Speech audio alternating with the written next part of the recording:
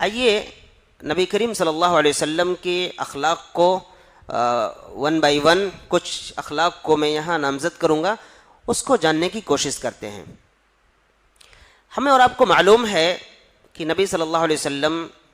ایک اچھے خاندان سے تعلق رکھتے تھے۔ مکہ کے اندر ایک بہت ہی اعلیٰ خاندان قریش کا خاندان تھا، اس سے آپ کا تعلق تھا، اور نبوت ملنے سے پہلے تک آپ کی شخصیت، آپ کی پرسنالٹی بہت ہی عزیز تھی لوگوں کی نگاہ میں۔ لوگ آپ کے پاس اپنی امانتیں رکھا کرتے تھے کیونکہ جانتے تھے کہ ان سے خیانت ممکن نہیں ہے، جبکہ آپ کا نام ہی لوگوں نے الصادق اور الامین رکھ دیا تھا۔ مکہ والے آپ صلی اللہ علیہ وسلم کو الصادق اور الامین کے نام سے پکارا کرتے تھے، الصادق اور امین۔ یہی انسان، یہی شخصیت جب نبوت سے سرفراز کی جاتی ہے اور نبوت ملنے کے بعد مکہ کے لوگوں کو آپ جمع کرتے ہیں صفا پہاڑی کے پاس اور ان سے کہتے ہیں کہ اگر میں یہ کہوں کہ اس پہاڑی کے پیچھے ایک لشکر چھپا ہوا ہے جو تم پر حملہ کرنا چاہتا ہے، تو کیا تم میرے اوپر یقین کرو گے؟ تو سب نے بیک زبان بولا ما جربنا علیک کذبا، اور بعض روایتوں میں ما جربنا علیک الا صدقا، کہ ہم نے آپ کے تعلق سے سچ ہی کا تجربہ کیا ہے، یعنی آپ کبھی جھوٹ نہیں بولتے، تو صحیح بات ہوگی۔ اس کے بعد آپ صلی اللہ علیہ وسلم نے نبوت اور رسالت کا جو میسج تھا وہ پیش کیا، کہا کہ میں تمہارے لیے نذیر مبین بن کر کے آیا ہوں، کھلا ہوا ڈرانے والا بن کر کے آیا ہوں، کیا تم اللہ پر ایمان رکھتے ہو، ایک اللہ پر ایمان لاتے ہو، اور میں اس کا آخری پیغمبر ہوں، کیا اس پر ایمان لاتے ہو؟ تو کچھ لوگوں نے قبول کیا، اور وہاں پر کچھ دوسرے لوگ تھے جنہوں نے کہا کہ اسی لیے ہمیں جمع کیا تھا یہاں پہ، بالخصوص ابو لہب جو آپ کا چچا بھی تھا اتفاق سے، اس نے کہا تبا لک یا محمد، محمد آپ کا برا ہو، آپ نے ہمیں اسی کے خاطر یہاں اکٹھا کیا تھا۔ پھر اللہ تعالیٰ نے وہ تبت یدا ابی لہب والی آیت نازل کی۔ تو اس کے اندر اس واقعے میں کہنا یہ ہے کہ آپ صلی اللہ علیہ وسلم صدق و صفا کے پیکر تھے، ہمیشہ آپ سچ بولتے تھے، لوگوں کو سچ کی تلقین کرتے تھے، اور مومنوں کو بھی ہمیشہ سچ بولنے کے لیے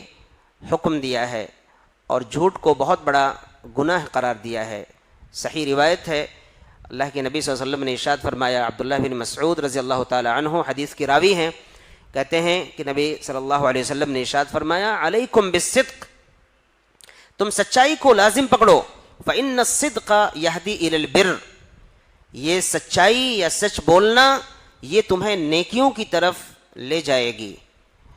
اور نیکی تمہیں جنت کی طرف لے جائے گی۔ تو جو انسان سچا ہوتا ہے اس سے نیکیاں زیادہ انجام پاتی ہیں، اور وہ اس کے ذریعے پھر جنت تک پہنچتا ہے۔ اور دوسرا کہا کہ جھوٹ سے تم بچو، فإن الكذب يهدي إلى الفجور، کیونکہ جھوٹ سے فسق و فجور کی طرف انسان جاتا ہے، اور فسق و فجور انسان کو جہنم تک لے جاتا ہے۔ تو یہ صدق پہلی چیز ہے۔ دوسری بات یہ ہے کہ نبی صلی اللہ علیہ وسلم جن بہت ساری صفات سے متصف تھے، اس میں سے ایک صفت ہے الکرم، جود و سخا، جنرسٹی، جود و سخا، سخاوت، یعنی بے دریغ اللہ کے راستے میں خرچ کرنا، بے دریغ لوگوں کی مدد کرنا، لوگوں کو مال کے ذریعے ہیلپ کرنا، یہ ایک اہم صفت تھی نبی صلی اللہ علیہ وسلم کی۔ حضرت جابر رضی اللہ تعالی عنہ بیان فرماتے ہیں کہ رسول اللہ صلی اللہ علیہ وسلم سے کبھی بھی کسی بھی چیز کے تعلق سے سوال نہیں کیا گیا مگر انہوں نے یہ کہا ہو کہ نہیں، میں یہ کام نہیں کر سکتا ہوں۔ ما سئل رسول اللہ صلی اللہ علیہ وسلم شیئا قط فقال لا، یعنی جب بھی آپ سے کچھ بھی مانگا گیا تو آپ نے کچھ نہ کچھ ضرور عطا کیا۔ انس ابن مالک رضی اللہ تعالی عنہ آپ صلی اللہ علیہ وسلم کی جود و سخا، آپ کی جنراسٹی کو، سخاوت کو بیان کرتے ہوئے فرماتے ہیں کہ ایک دفعہ ایک انسان آپ کے پاس آیا اور اس نے کچھ مال کا مطالبہ کیا، تو نبی صلی اللہ علیہ وسلم نے اس سے کہا کہ یہ جو دونوں پہاڑیوں کے بیچ میں بکریاں ہیں یہ سب کے سب تمہاری ہیں، لے جاؤ۔ یعنی اتنا زیادہ دے دیا۔ یعنی اس زمانے میں کسی انسان کے پاس کوئی آئے اور اس کے پاس کوئی چھوٹی سی زمین ہو یا اس کے پاس کوئی چھوٹا سا کوئی سامان ہو اور اس کی غربت و افلاس کو دیکھ کر کے وہ یہ کہے کہ یہاں جو چیز دکھ رہی ہے وہ سب آپ کا ہے، آپ لے کے جاؤ، کوئی گروسری ہو، کچھ چیزیں ہوں، آپ یہ کہیں کہ یہ پورا اٹھا لے جاؤ آپ، تو اس انسان کے دل میں آپ کے تئیں کتنی عزت اور کتنا محبت اور کتنا پیار آپ کے لیے آئے گا۔ یہ انسان جب اپنی قوم میں واپس جاتا ہے تو اپنی قوم کے لوگوں سے کہتا ہے یا قومی، اے میری قوم کے لوگ، اسلمو، تم سب اسلام قبول کر لو، فإن محمدًا يعطي عطاء من لا يخشى الفقر۔ صحیح مسلم کی روایت ہے، کہتے ہیں کہ محمد یہ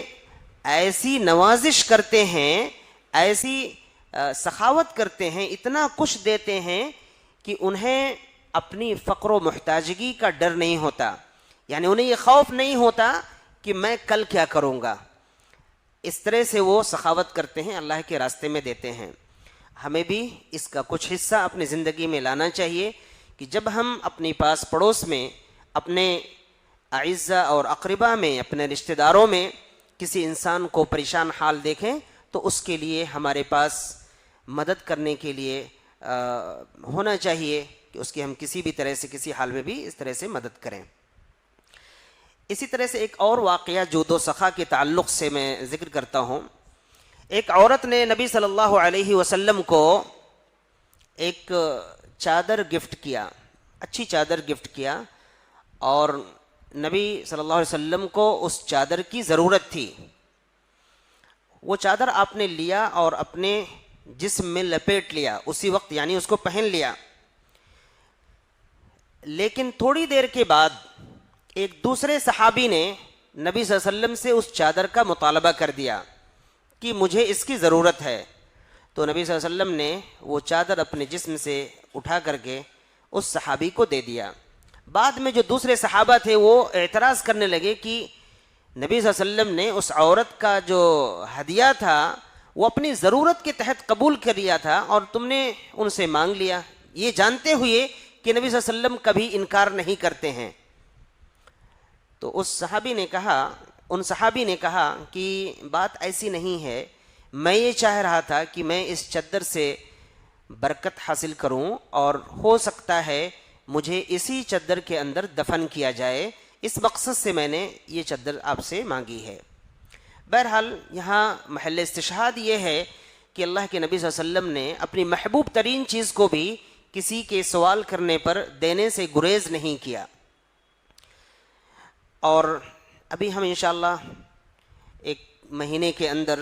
رمضان المبارک کے مہینے کا استقبال کرنے والے ہیں۔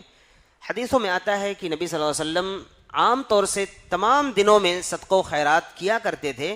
لیکن رمضان کے مہینے میں آپ کی یہ سخاوت بڑھ جاتی تھی۔ اس سلسلے میں یہ حدیث ہے، آپ رمضان آتے ہی انشاءاللہ اس حدیث کو سننا شروع کرتے ہیں۔ کان النبی صلی اللہ علیہ وسلم اجود الناس بالخیر، لوگوں میں سب سے زیادہ جنرس انسان تھے نبی صلی اللہ علیہ وسلم۔ وکان اجود ما یکون فی شہر رمضان، اور سب سے زیادہ آپ کی سخاوت رمضان کے مہینے میں دیکھنے کو ملتی تھی۔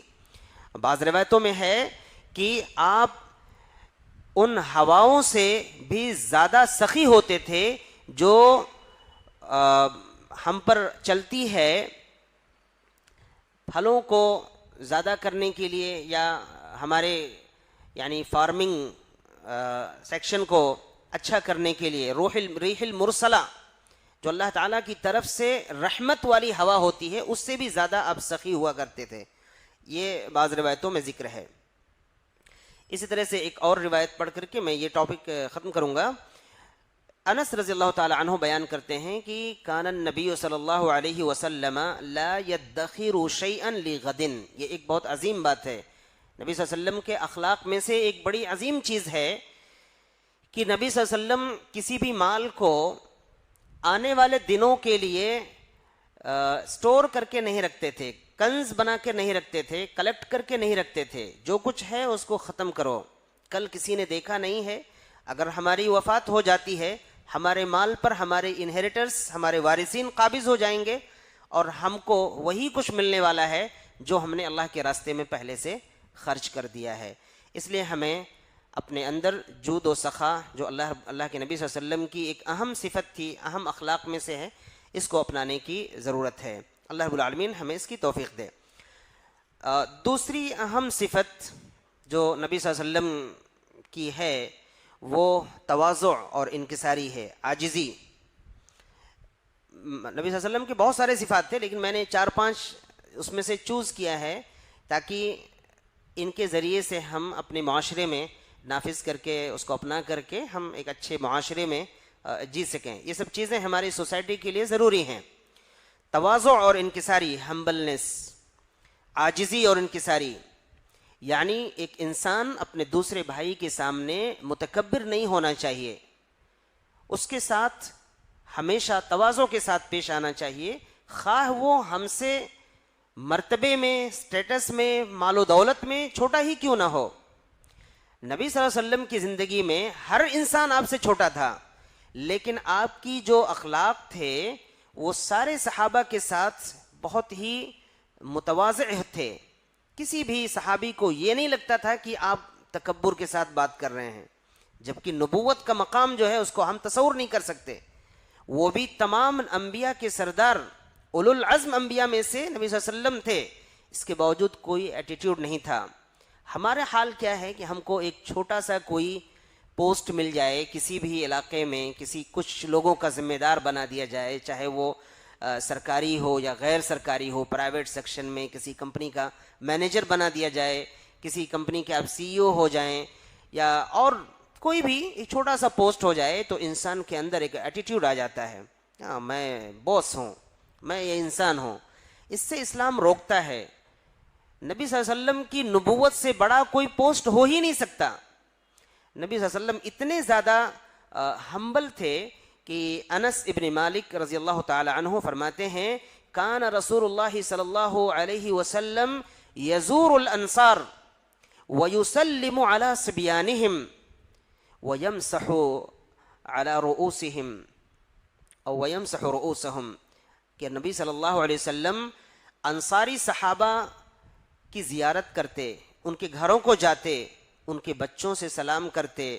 اور ان بچوں کے سر پر اپنا ہاتھ پھیرتے تھے. یہ صحیح الجامع کی روایت ہے.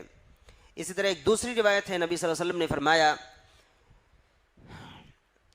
سہل ابن حنیف صحابی ہیں, وہ فرماتے ہیں کان رسول اللہ صلی اللہ علیہ وسلم یأتی ضعفاء المسلمین, جو کمزور قسم کے مسلمان ہوتے تھے ان کے پاس آپ آتے اور ان کے جو مریض ہوتے تھے, بیمار, ان کے پاس جاتے عیادت کے لیے. آج ہم میں سے کون جاتا ہے عیادت کے لیے؟ کسی بڑے انسان کی اگر طبیعت خراب ہو جائے تو لائن لگ جائے گی, بہت سارے لوگ آ کر کے اس کی زیارت کرتے ہیں کہ بھئی کیا ہوا, کہاں, کون سے ہاسپٹل میں علاج چل رہا ہے, کیا ہو رہا ہے. لیکن ایک ضعیف اور کمزور قسم کا انسان اگر بیمار ہے تو ہم میں سے کتنے لوگ ہیں جو اس کی عیادت کو جاتے ہیں؟ کتنے لوگ ہیں جو اس کی بیمار پرسی کے لیے جاتے ہیں؟ بھائی کیا ہوا, کسی ہیلپ کی ضرورت ہے, سوچنے کی بات ہے. تو یہ نبی صلی اللہ علیہ وسلم کا تواضع تھا کہ آپ ان کی عیادت کے لیے, ان کی بیمار پرسی کے لیے جایا کرتے تھے. وَيَشْهَدُ جَنَائِزَهُمْ, اور تمام مسلمانوں کے جنازوں میں شریک ہوتے تھے اور خاص طور پر کمزور مسلمانوں کے جنازوں میں بھی شریک ہوا کرتے تھے.